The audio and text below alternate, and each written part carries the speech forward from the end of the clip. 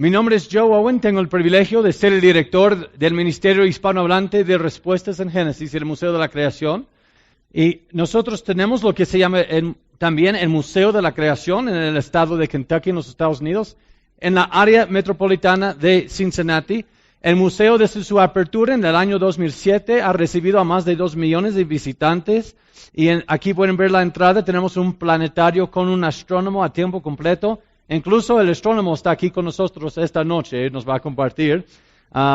Y también tenemos un cine de efectos especiales que tiene hasta agua y vibran los asientos. Y tenemos muchas exposiciones acerca de dinosaurios, acerca de personajes en la Biblia, diseño inteligente de la semana de la creación de Génesis 3, muchos animales robóticos. Aquí es Metusalén robótico. Y una porción del arca de Noé con Noé, ahí uno puede tocar la pantalla y hacerle una pregunta, y Noé voltea y empieza a hablar a la gente. Y también les quiero anunciar que ya hemos traducido todo el museo al castellano, y si Dios quiere para el próximo año uno puede tener un tablet y escuchar y ver todo en castellano en todo el museo desde la entrada hasta la salida. También un insectario con miles de insectos que fueron donados por un científico, muchas clases y muchas especies de insectos, también con un hombre robótico allí. También fósiles de dinosaurios, eso es un nuevo alosaurio con 2 de mis hijas enfrente para que puedan ver más o menos el tamaño. Una librería, lagos, puentes, ríos, esto es tirolesa, tiene más de 4 kilómetros de cable. Aquí pueden ver una parte y eso para mostrarles que la próxima vez que ustedes se encuentran, como dicen en México, en el norte, espero que nos visitan. Y si nos visitan, me buscan allá en el museo, me piden por nombre para darles un recorrido también en las oficinas. Pero vamos a hablar hoy acerca de la relevancia del libro de Génesis en el mundo actual. La 2 de Corintios 11:3 dice, pero me temo, no sea de que de alguna manera, como la serpiente engañó a Eva, con su astucia vuestros sentidos pueden ser extraviados de la sincera fidelidad a Cristo. Y esta es una advertencia del apóstol Pablo a la iglesia. Y si usted se encuentra en el cuerpo de Cristo hoy en día, eso es una advertencia para usted y para yo, que de la misma manera que fue Eva engañada por la serpiente, nosotros también podemos ser engañados. Y para saber cómo fue engañada, para no ser engañados, tenemos que volver rápido a Génesis. Y dice, nosotros podemos ver aquí en orden directo de Dios, que no comieren del árbol del conocimiento del bien y del mal. Y en Génesis 3 vemos la serpiente engañando a Eva. ¿Y cómo la engaña? ¿Cómo la va a engañar? ¿Con qué ha dicho Dios?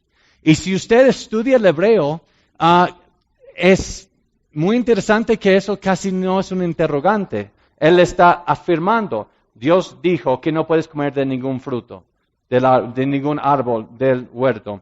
Y entonces Eva tiene una conversación con él y él dice, no vas a morir, sino seréis como Dios. Lo que les quiero sugerir esta noche es que la manera en que Eva fue engañada fue un ataque de 2 fases. Número 1, ¿realmente Dios dijo eso?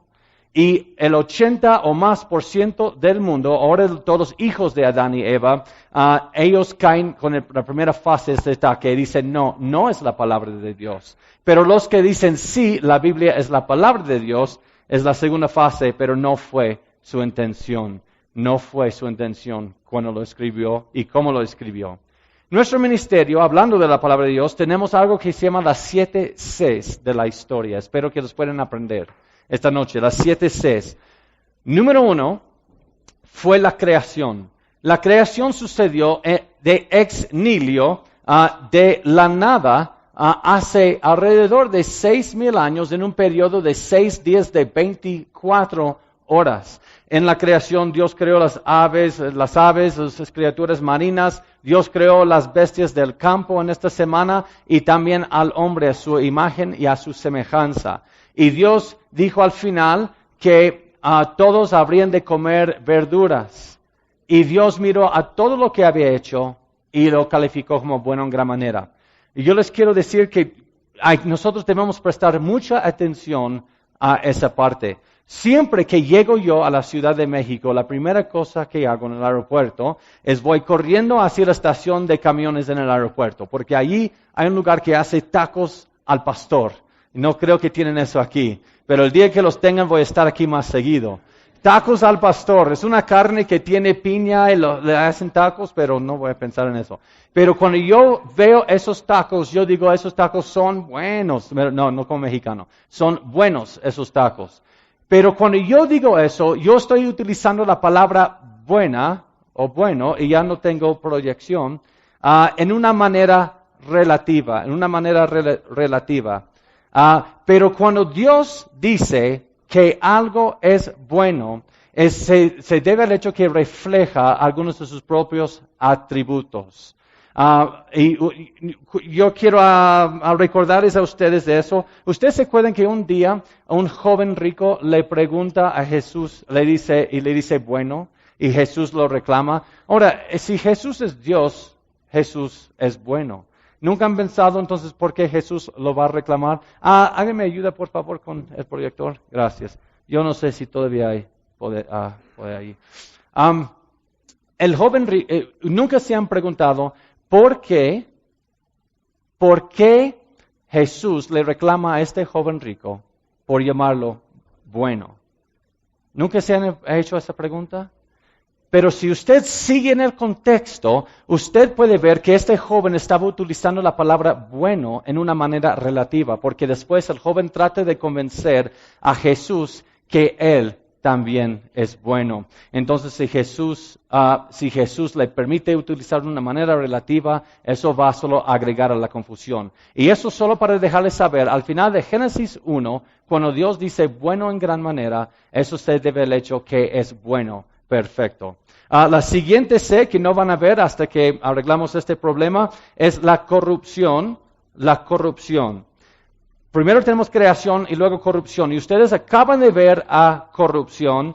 Es cuando en Génesis 3 el hombre dio la espalda a Dios y allí es donde entró la corrupción, el sufrimiento en el mundo, la muerte en el mundo, la corrupción en el mundo, incluso espinos y cardos en el mundo, esas estructuras de defensa y ataque. Allá es donde empezó la muerte en la creación. Siguiente C se llama catástrofe. Catástrofe. Catástrofe porque la humanidad en su rebeldía se hizo más y más rebelde con cada generación y Dios al final envía un diluvio global. Una vez que estuve en Santa Cruz, alguien me dijo, mira, con tu acento mexicano quizás no sabes decirlo bien, pero no se dice global, se dice diluvio universal. Pero yo les quiero animar con eso. La palabra global utilizan en castellano porque dicen economía global, ¿verdad que sí? Ok, entonces la palabra global sí se utiliza en el castellano. Tenían el plan B, qué bueno. Pero algunas personas han dicho que este diluvio en el libro de Génesis fue universal, pero con respecto a la humanidad, pero no fue global.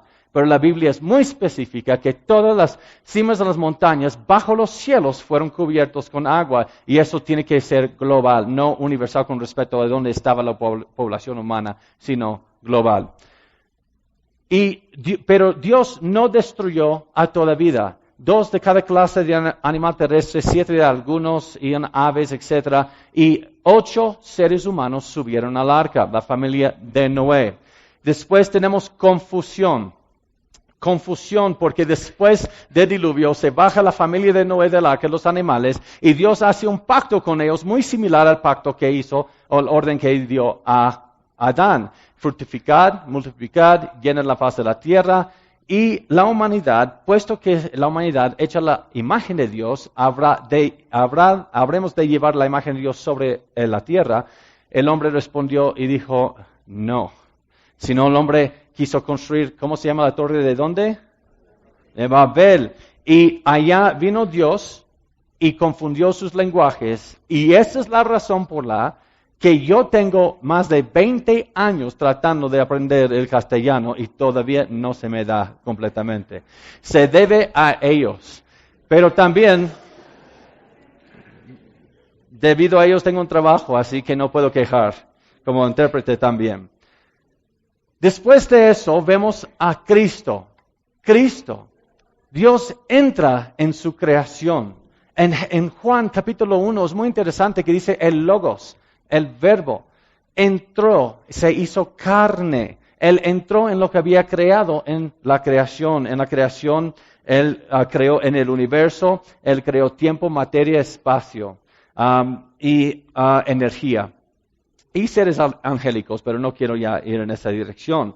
Pero Él entró en su creación y Él vivió la vida sin la corrupción que todos los hijos e hijas de Adán y Eva hemos vivido, en perfecta obediencia al Padre. Y después Él subió a la cruz y tomó la pena por nuestro pecado y la vergüenza por nuestro pecado. Y luego al tercer día resucitó de entre los muertos, también venciendo el poder del pecado que es la muerte. Y eso fue en la cruz, eso es el número 6, la cruz. Y la última es consumación. Consumación. Esta palabra consumación usualmente se utiliza para la noche de bodas, en un nuevo matrimonio. Si se casan en la iglesia, hay consumación del matrimonio. Y en el Nuevo Testamento nosotros vemos varias veces que la iglesia se compara y Cristo como el novio y la novia. Incluso Hechos 5 dice que el misterio del matrimonio es que está reflejando la relación entre Cristo y su iglesia. Entonces, en la consumación, cuando Él venga, Él resucitará a los dormidos en Cristo y Él hará nuevos cielos, nueva tierra. Ya no habrá toda esta corrupción aquí. Y Él otra vez, como en Génesis 1, podrá decir, bueno, en gran manera. Puede que alguien ahorita está diciendo en su mente, gracias por la lección de escuela dominical, pero eso ya es para el domingo. Yo vine para escuchar astrofísica y el otro. Pero yo lo que les quiero decir, sin pedir disculpas, sino con denuedo, es que todo texto requiere de un contexto. Y esto es mi contexto. Y no me avergüenzo. Y eso es un punto muy, muy importante. Y también les quiero mostrar algo. ¿Cuántos libros hay en la Biblia? 66. Entonces vamos a tomar uno de 66, una pequeña fracción, ¿verdad? Génesis. Y de Génesis vamos a tomar los primeros 11 capítulos. Compara los primeros 11 capítulos de Génesis en comparación al tamaño de toda la Biblia. Yo quiero que sepas que las primeras 4 Cs vienen de solo esos 11 capítulos. Yo quiero que entendamos este punto aquí.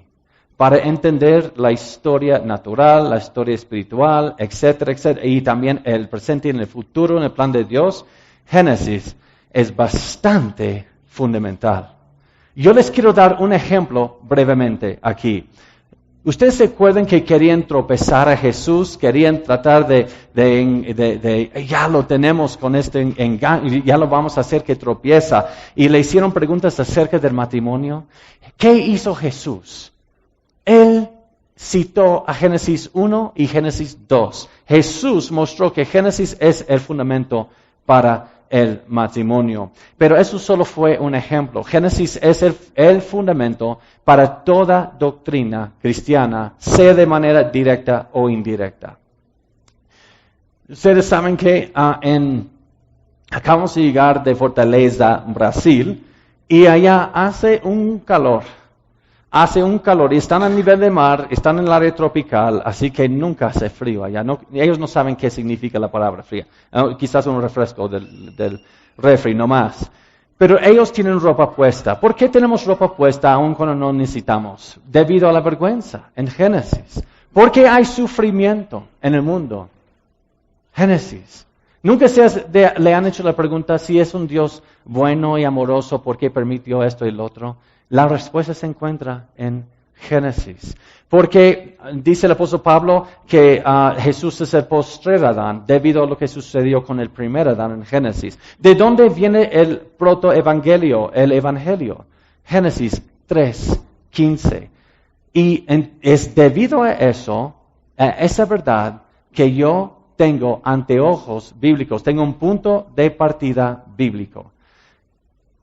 Yo interpreto la realidad a través de la palabra de Dios.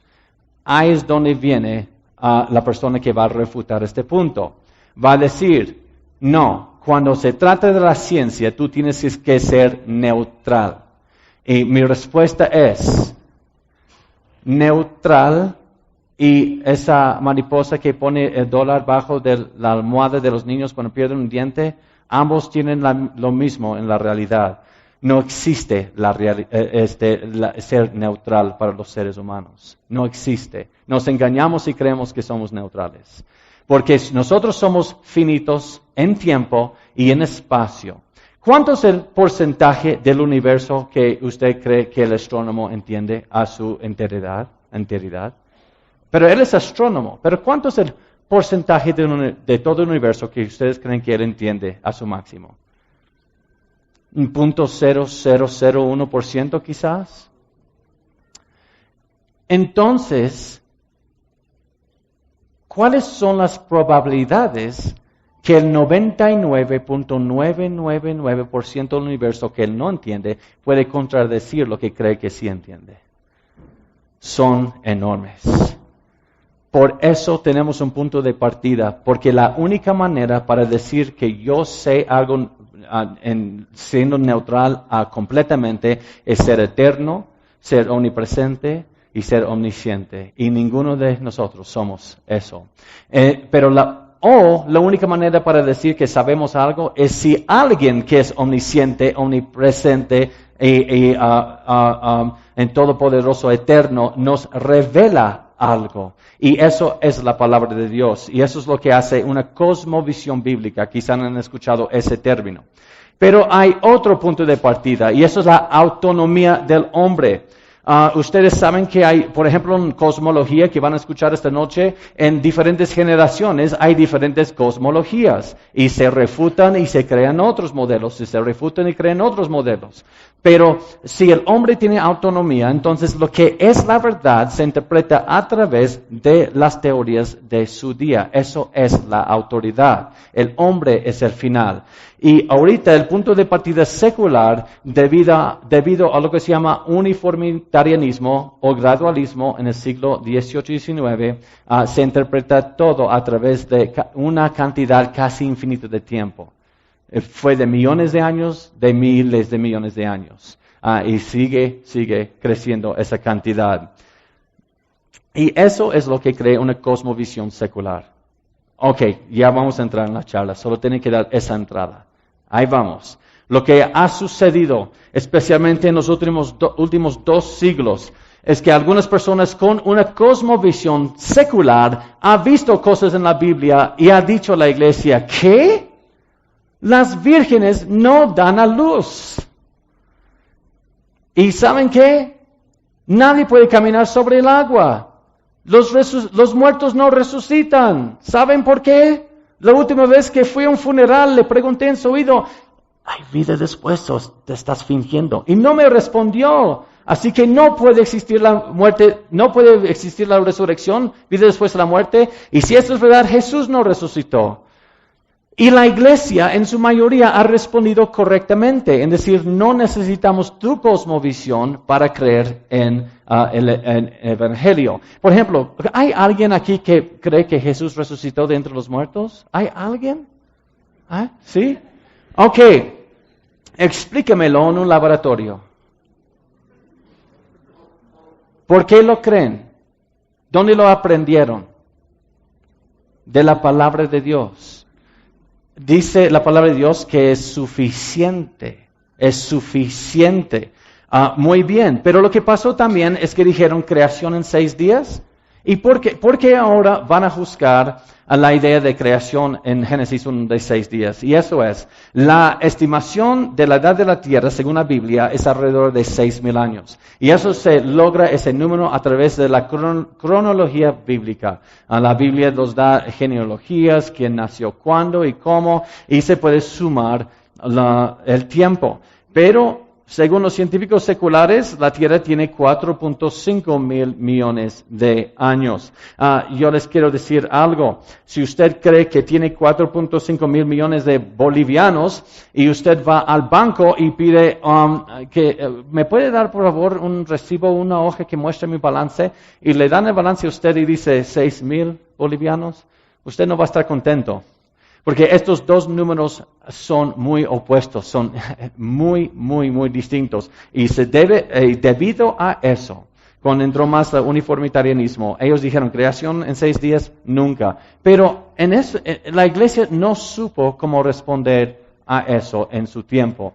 La iglesia dijo, pues ok, vamos a aceptarlos. Y esta noche lo que yo voy a tratar de convencerles es que puede ser otro ataque del enemigo. Si Dios realmente dijo eso, pero no fue su intención. Ahora, muchas personas, incluso anoche alguien me hizo esta pregunta en la radio. Tú dices entonces, si alguien cree, pues yo creo en la evolución y que Dios utilizó la evolución y luego yo creo en Cristo.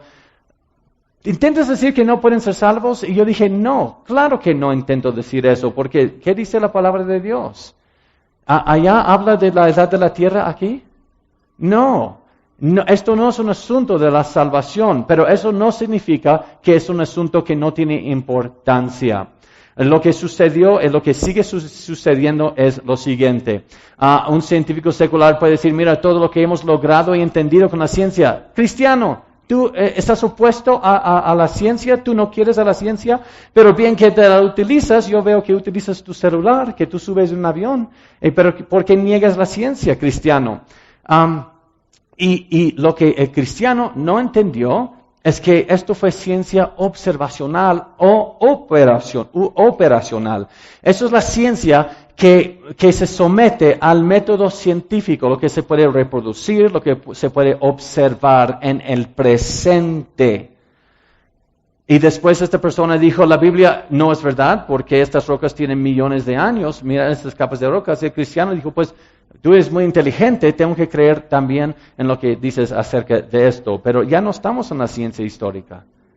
Ya hemos entrado ya no estamos en la ciencia operacional, hemos entrado en la ciencia histórica. Y eso se debe a suposiciones que todos tenemos. Ninguno de nosotros podemos viajar atrás en el tiempo. Y eso en verdad se trata de una filosofía. Lo que sucedió es, trataron de encajar los millones de años que aceptaron en la iglesia en Génesis 1, la mayoría. Algunas pocas personas trataron de ponerlos entre Génesis 2 y Génesis 3, los capítulos, pero eso no agarró mucha popularidad. Pero una manera se llama la teoría de la brecha. No sé si han escuchado de eso aquí. Que hay una brecha de tiempo, un gap, quizás entre esos 2 días o aquí, y otro. Y aquí es donde quizás vivieron los dinosaurios y se asentaron esas capas de rocas con los fósiles de dinosaurios. O cada estos días quizás fue una época. La palabra en hebreo yom para día, quizás para aquí fue como una época, una era de tiempo. No fueron días de 24 horas. También hipótesis del marco, etcétera, etcétera, etcétera. Todo con un intento de encajar millones de años, miles de millones de años en la Biblia y tratar de hacer un acuerdo. Y yo les quiero sugerir que siempre recordamos que para siempre, oh Jehová, permanece su palabra en los cielos. Debemos tener cuidado lo que hacemos con su palabra. Y también dice la palabra, si fueren destruidos los fundamentos, ¿qué puede hacer el justo? Entonces, ¿se acuerdan de las 7 Cs? ¿Cuáles son fundamentales para entender el Evangelio? Las primeras 4, ¿verdad? Entonces, vamos a quitar el fundamento allí y decir solo creer en Jesús. Pero eso es lo que está haciendo muchas personas. No te preocupes por todo eso antes. Solo pon a Cristo en tu corazón, dicen muchos, o acepta a Cristo en tu corazón. Pero lo que están haciendo sus hijos, están diciendo, si yo no puedo creer en la base o el fundamento de tu fe en Cristo, yo no puedo creer en nada. Lo que les quiero mostrar es esto. Mira la puerta que se ha abierto por no sostenernos firmes. Mira este libro que se llama Gracias a Dios por la Evolución, escrito por Michael Dowd, que está diciendo que hay una relación entre Jesús y darwinismo. Y él dijo, Dios es la realidad última. Y todos los nombres conocidos de Dios de la humanidad son realidad última. Dios, Allah, Brahma, Buda, naturaleza, etc. Es lo mismo. Además dice, el pecado no fue realmente una caída, sino un enorme salto en la complejidad y un gran desarrollo positivo. Ustedes ven, cuando quitamos el fundamento, esto no se va a sostener por mucho tiempo. Y las personas van a empezar a decir, ¿qué? ¿Qué es esto entonces? Eso hice yo ya a los 17 años. Para ellos decir, yo no puedo creer en esto porque ni creen en el fundamento. Y yo quiero decirles, por eso yo estoy convencido de que esto otra vez es el enemigo diciendo, en verdad Dios dijo eso, pero no fue su intención. Alguien puede decir, eso no es muy fuerte en Latinoamérica, el escepticismo. Pero esto me envió un amigo del ministerio que se llama Aguas Vivientes. El año pasado en Puebla, México, invitaron a Richard Dawkins para charlar. Se llamaba Ideas Peligrosas. Él es un ateo bastante renombrado de Oxford. Y trajeron a él y Deepak Chopra. Deepak Chopra es de la nueva era. Entonces, lo que hacen con Dawkins en esta universidad, donde los hispanos están enviando a sus hijos para estudiar, traen a Dawkins para quitar el fundamento y luego se va a crear un vacío con eso, porque somos seres espirituales, les gusta o no. Y eso va a crear un vacío. Entonces van a llenar ese vacío que crearon con quitar el fundamento con Dawkins, con nueva era. Y nosotros tenemos que ver la razón por la que los fundamentos son tan importantes. Entonces vamos a tener esta conferencia haciéndonos la pregunta. ¿Se puede confiar en la Biblia? ¿En esta era tan científica donde vivimos nosotros? Porque están atacando la Biblia con ideas de evolución, de un hombre viene de un ser simiesco, de múltiples millones de años y negando el diluvio universal. Pero la respuesta número uno debe ser esto: confiar en Jesús. Me encanta como dice en el libro de Hechos que Dios no es servido por manos humanas. En otras palabras, Dios no está diciendo, espero que un humano me ayude, si no voy a perder control. No, Dios es soberano. Entonces debemos confiar en Él, pero no de los labios para afuera. Porque no podemos decir yo confío en Jesús, pero le voy a divorciar de su palabra. Porque, de que les digo, mi esposa es de México, si no lo han notado en el acento del español que me enseñó. Y yo creo en Jesús, pero si yo no creo en esta palabra aquí, quizás mi fe está en uno de mis cuñados, porque tengo varios cuñados que se llaman Jesús. Hay un Jesús que vende tortillas allá en la esquina, donde vive mi suegra. ¿Cómo sé cuál es el Jesús de la Biblia, de quién murió por mí, si no es a través de su palabra? En la primera de Pedro 3:15 dice que estad siempre preparados para presentar defensa, apología. Y el contexto de este versículo está dentro de persecución. Él dice, siempre está preparados para presentar defensa, pero ¿qué? De la esperanza que hay en ti con mansedumbre y temor. Y donde debemos aprender las respuestas a las preguntas del mundo y de nuestros hijos, de nosotros mismos, debe estar en la iglesia. Pero yo recuerdo cuando yo era niño, yo iba a la escuela dominical de niño, visitábamos iglesias acá y allá, nunca fuimos firmes o constantes de una iglesia de niños. Y yo recuerdo unas historias bíblicas que son verdades, pero me los presentaron como si fueran cuentos. Entonces yo de niño crecía. Yo recuerdo que Jonás, un profeta, fue tragado por un pez. No puede ser ballena desde el pez, porque si no te regaña la maestra. Y también que un niño David mató a Goliat con una piedra. Todo esto es verdad. No lo estoy negando. Claro que sí es verdad. Pero luego fui a la escuela y me enseñaron geología, biología, astronomía, antropología, arqueología, química, física, matemáticas, cálculos, trigonometría, todo, bla, bla, bla, bla, bla, bla. Todo lo que puedes poner una I atrás de eso. Entonces en mi mente tenía esa falsa dicotomía, que yo recibo mis historietas bíblicas los domingos por 1 hora, y luego estoy en el colegio por 40 horas a la semana, donde me están enseñando por lo que parece historia real. Entonces si yo voy a recibir lo que es la información verdadera, ya madura, tengo que ir al mundo a buscar esa verdad, pero no en la iglesia. Por ejemplo, muchos de nuestros niños dicen, les voy a dar un ejemplo. ¿Tú vas a tal iglesia en tal parte de La Paz? ¿Tú eres uno de ellos que crees que Dios tenía una lancha y puso a animales y un hombre y hubo un diluvio que cubrió todo el planeta? ¿Tú eres uno de esos? Y ahora tienes que defender tu fe. Estás en la escuela y te preguntan eso. ¿Cómo vas a responder? Entonces dice, ok, voy a recordarte la verdad. Ok, la primera de Pedro 3:15 me dice que tengo que dar una defensa. Entonces me voy a acordar de lo que aprendí en la escuela dominical y esto es lo que me viene a la mente. Con esto, ante el profesor y los otros alumnos, en la geología, en la clase, yo voy a explicar el diluvio de Noé porque eso es lo único que aprendí. Pero esto no es lo que enseña la Biblia. De hecho, fue una nave enorme, enormísimo. Y si quieren pensar más o menos en el tamaño, la Biblia da las medidas. Yo creo que ustedes aquí tienen estos, ¿verdad? Sí. Y están por todos lados y eso hace que paren el tráfico aquí cuando la gente quiere moverse, esos contenedores grandes.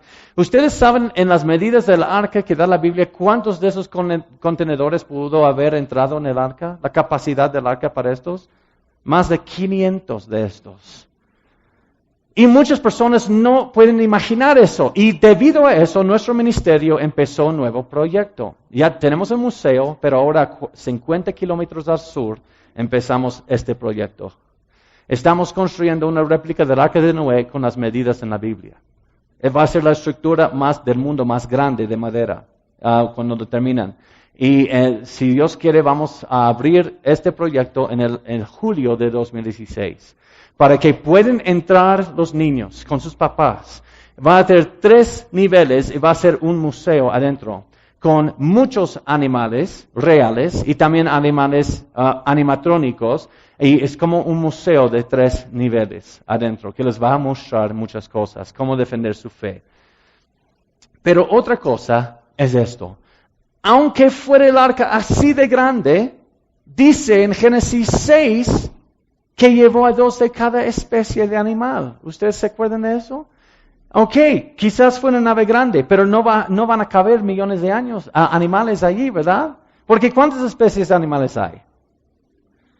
Entonces, aunque fuera así de grande, ¿cómo vas a poner 2 de cada especie de animal en el arca? Pero hay una respuesta. Eso está en Génesis 6, pero voy a volver rápido a Génesis 1. Dice, Dios creó según su género, según su naturaleza y según su especie. Estas 3 palabras en hebreo son min. Aquí está la palabra en hebreo min. Entonces, min significa género, naturaleza o especie, porque utilizan 3 palabras en castellano para una sola palabra en hebreo. ¿Saben por qué? Porque no tienen traducción. Entonces traten de buscar algo como tipo, clase de animal. Dios creó según su clase. Porque la Reina Valera en castellano fue traducido en 1569, pero más de 200 años después, Carl Linnaeus nos dio esto, lo que utilizamos ahorita, del reino animal. Ahora especie está aquí y género es otra cosa, pero en la Biblia es la misma cosa, porque la Biblia fue traducida mucho antes. Esto es un sistema ya moderno, diferente. Y ahora esa palabra min se puede poner a este nivel. 2 de cada clase. Entonces, pensando en eso, y 2 de cada clase con la variabilidad genética para la especiación que nosotros observamos hoy en día. Entonces, con ese concepto, vamos a Génesis 6, que llevó 2 de cada especie de animal en el arca. Eso es la misma palabra min en hebreo, allí, en Génesis 6. Entonces, llevó 2 de cada clase de animal. Por ejemplo, usted puede ver muchos diferentes especies de perros allá, pero no llevó a 2 lobos grises, 2 chacales de lomo negro, 2 zorros polares, 2 de los perritos que están peleando aquí afuera. No 2 de cada uno de esos, sino 2 de la clase de los cánidos que tuviera la variabilidad genética para todas las especies de perros. Por ejemplo, recientemente se ha descubierto por estudios de comportamiento morfológicos y genéticos que todas las 34 especies principales de perros domésticos vienen del lobo gris, algo como el lobo gris. Entonces, si estuviera 2 cánidos, por ejemplo, como un lobo gris en el arca y bajaron, tuvieron la variedad genética de todas las diferentes especies que tenemos hoy. Con eso en mente, si haces la calculación, es quizás entre 2 a 3 animales en total en este arca aquí tan grande. Ok, están empezando a ver que hay respuestas y nosotros los podemos aprender. Pero la siguiente pregunta es, ok, tienes los animales, tienes el arca, pero hay otro problema. ¿De dónde vino toda esa agua? ¿Y dónde fue esa agua? Pero al mismo instante, si vas a la página de National Geographic, ellos tienen artículos diciendo que Marte, el planeta Marte, en un tiempo estaba totalmente bajo agua. Wait a second.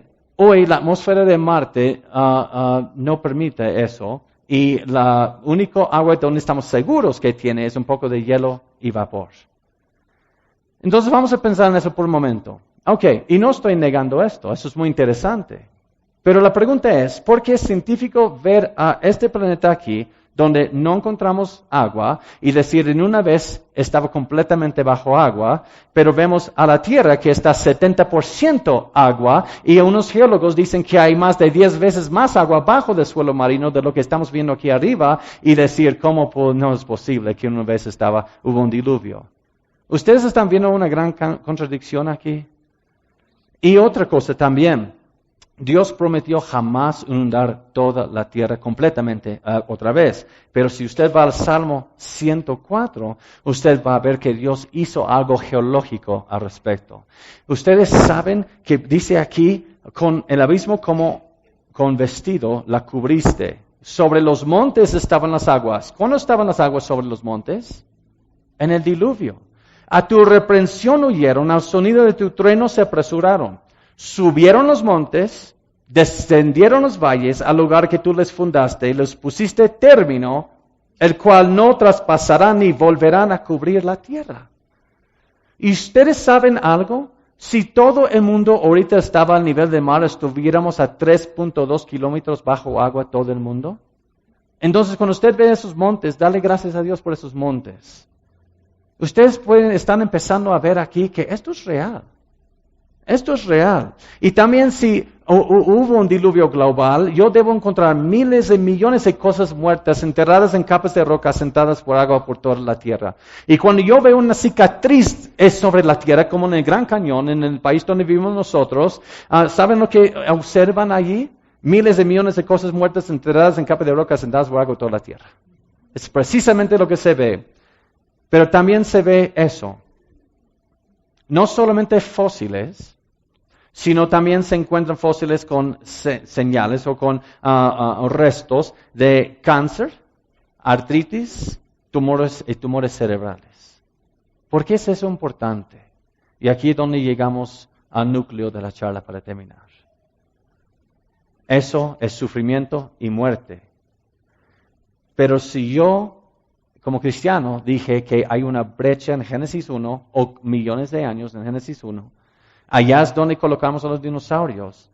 Entonces, ¿por qué dice Dios en Génesis 2 que la muerte vendría si Adán pecara? Que no hubo muerte antes. Otra vez, si yo coloco millones de años aquí, y aquí es donde coloco los fósiles, quizás en este día, si tengo la teoría del día era, o la teoría de la brecha, y etcétera, etcétera. ¿Ustedes saben esos fósiles? Ese es un gato de dientes de sable, mordiendo a un animal, y luego atrapado y hecho fósil. Algo catastrófico sucedió allí. Catastrófico. Pero si eso está en Génesis 1, ¿por qué dice al final de Génesis 1 que los animales y los hombres fueron vegetarianos? Que no puede existir la muerte en Génesis 1. No fue incluso hasta después del diluvio que Dios permitió al hombre comer carne con el pacto que hizo con Noé. También en esas capas de rocas que las personas dicen que fueron asentadas en Génesis 1 en un lugar, hay espinos fosilizados. Pero si yo pongo espinos fosilizados en Génesis 1 durante millones de años, ¿cómo voy a entender Génesis 3, que dice que los espinos y cardos fueron producidos en Génesis 3 debido a la rebelión del hombre? Ya estamos totalmente contrario a la palabra de Dios. Dios dijo que debido a las acciones del hombre, su pecado entraría la muerte. Pero según la idea de millones de años, eso es para introducir esto, aunque uno lo quiere negar. Millones de años de sufrimiento, enfermedad, matanza, donde la muerte es algo positivo, lo que se llama la supervivencia del más apto, donde a través de millones de años de muerte y el más apto sobrevive para tener descendencia, llegamos a unos seres simiescos en una parte de ese árbol evolutivo de la vida, y aquí estamos. Y si yo quiero también creer esto, y luego decir que yo acepto a Cristo, entonces al final de Génesis 1, cuando Dios dijo bueno en gran manera, no lo hubiera entendido bien. ¿Cómo que gran manera? Ha habido sufrimiento, ha habido muerte, corrupción. En otras palabras, no podemos poner muerte, sufrimiento, enfermedad y matanza en Génesis 1 y tener a Dios que Él diga bueno en gran manera. Estas dos perspectivas no van de acuerdo. Incluso Romanos 8, 20 al 22 dice toda la creación aún gime con dolores de parto. Y eso se debe a nuestro pecado. Pero la otra teoría o perspectiva dice que la muerte o todo esto, incluso la creación en tsunamis, etcétera, es algo natural, no es algo debido a nuestro pecado. Por eso tenemos que dar una defensa de nuestra fe. Entonces, cuando yo miro a las capas de rocas, por ejemplo, en el Gran Cañón, y yo empiezo a ver donde hay fósiles, yo tengo que decir que estas capas de rocas fueron asentadas entre la caída y el día de hoy. Y claramente algo en el diluvio global en el día de Noé pudo haber asentado esas capas de roca. Pero alguien me dijera a mí, si la Tierra solo tiene alrededor de 6,000 años, ¿cómo se formaron las capas sedimentarias de roca en tan poco tiempo? ¿Y cómo se formaron los fósiles en tan poco tiempo? Pero lo que les quiero mostrar es un ejemplo aquí. Eso es el monte Santa Elena, o St. Helens, en el estado de Washington, en los Estados Unidos. Cuando yo tenía apenas ni 1 año de edad, esta montaña tuvo una erupción enorme. Y si quieren ver los efectos de erupción, aquí está. Aquí es antes y aquí es después. Pueden ver que fue algo muy catastrófico. Pero ustedes quieren saber algo que sucedió muy rápidamente. Fueron asentadas miles de capas de roca en algunas horas y luego unos días individuales por procesos catastróficos. Eso es clave, procesos catastróficos. Y otra cosa sucedió también. Unos glaciares que estaban allá, ellos derritieron por el calor de la lava y luego formaron mucho lodo y dentro de unos meses cortaron cañones. Y luego después de cortar esos cañones, un poquito de agua, y ustedes saben que agua siempre busca un lugar más abajo, siguió el lodo y ahora corre un río. Pero cuando uno va al Gran Cañón, donde no se vio la formación, ven el río Colorado, un pequeño río abajo, dicen, este río cortó este Gran Cañón a través de millones de años. Pero si alguien no hubiera visto la erupción de Monte Santa Elena, habrían llegado a ese cañón, ver poquito de agua y decir, este poquito de agua cortó este cañón a través de millones de años. Ustedes pueden ver, si no estuvimos allá para verlo, no podemos estar seguros. Pero otra cosa pasó allá también. Eso fue en el año 1980. Pero para el 1986 se formó una cúpula de lava en este monte. Y aquí está en esta foto. Entonces utilizaron datación radiométrica para ver qué fecha les iba a dar.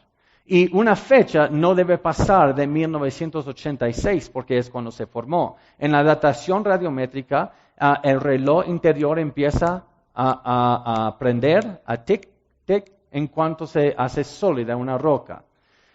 Pues la fecha que resultó fue 340,000 años a 2.8 millones de años en la fecha radiométrica. Ok. Yo me acuerdo, yo era niño en los 80s, pero yo me acuerdo que tengo hermanas mayores. Y ustedes se acuerdan cómo hicieron las mujeres con su pelo en los 80s. ¿Se acuerdan? El pelo grande aquí. Y algo que no queremos recordar porque fue algo desastroso. ¿No? Y aunque uno dice, eso fue hace mucho tiempo. Sí, hace mucho tiempo que fue eso, pero no fue hace 2.8 millones de años. En 1986, si hacemos las matemáticas, fue apenas hace 29 años, pero cuando ellos sacaron las pruebas de esta cúpula fue menos que 12 años desde su erupción. Y puede alguien decir, pero eso fue una coincidencia o debido a contaminación o esto o lo otro. Muy bien, en nuestro ministerio tenemos geólogos y fueron a este monte en Nueva Zelanda y tomaron de 5 erupciones que sucedieron entre años 1949 y 1975.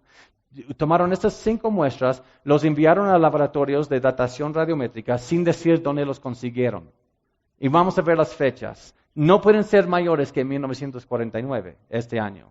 Las fechas que nos mandaron por potasio-argón fueron 270,000 a 3.5 millones de años se formaron estas rocas.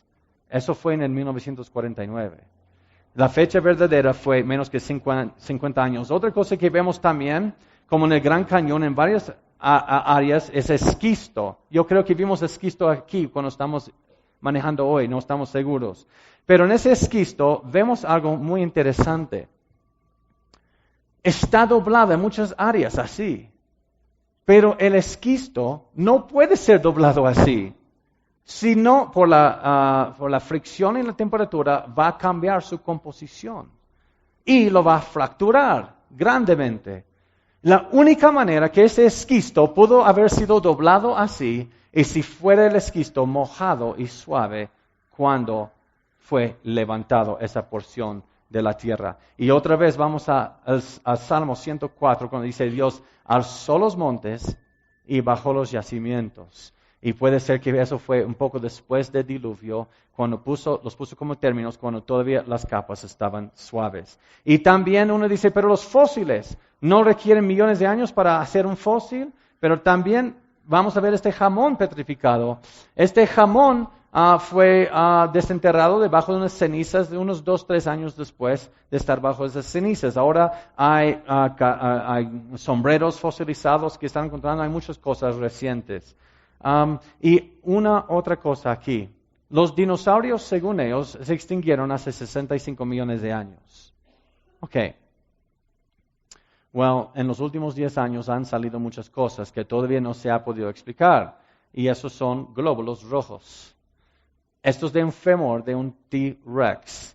Y aquí hay una vena donde los pueden ver. Y no solamente eso, sino tejido blando, carne de un T-Rex. Pero no solamente de un T-Rex. Ya los están encontrando en otros dinosaurios, ya que los están buscando.